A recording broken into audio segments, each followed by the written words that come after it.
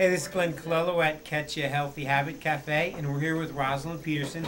Rosalind just shared with us an amazing presentation, and I'm going to let her talk about it in 1 second, what it was all about. But it's really moving what's going on in society now, and this is just another thing for us to think about, but it is really important for us to consider what's happening in our sky. So, Rosalind, just give us a brief hit on what you're going around the country talking about and trying to get into Congress offices and things like that and share the important information that you've been sharing. Sure, I can do that for you.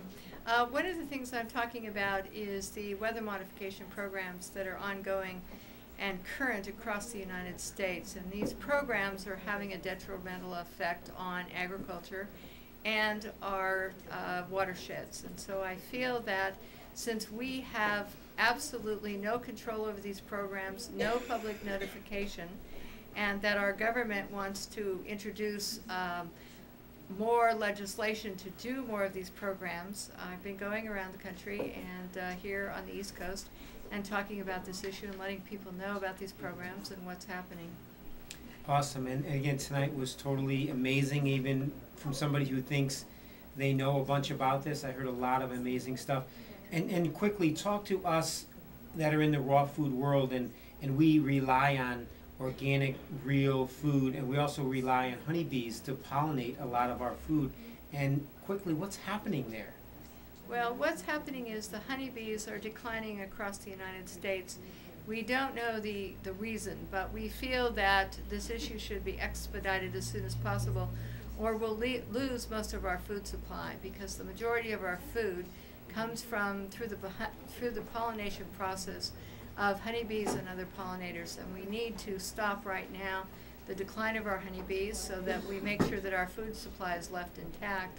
In addition, many of these weather modification programs and atmospheric heating and testing programs use toxic chemicals which are showing up in our drinking water supplies in California and Arizona and other states, and right now we're working to make sure that we are protected from them and that no one in any weather modification or mitigation procedure can use these chemicals without the public consent, especially as they affect us. They affect natural foods, they affect the soils, they affect our trees. So all of these chemicals can have a detrimental effect, even getting into our water supplies. So I'm going around the country and talking about these issues and to empower people to say no to these programs which may contaminate our soil and our food supplies, and also where we may be losing our honeybees as well. So that's why I'm traveling here and came to your cafe, and so that's why I'm here.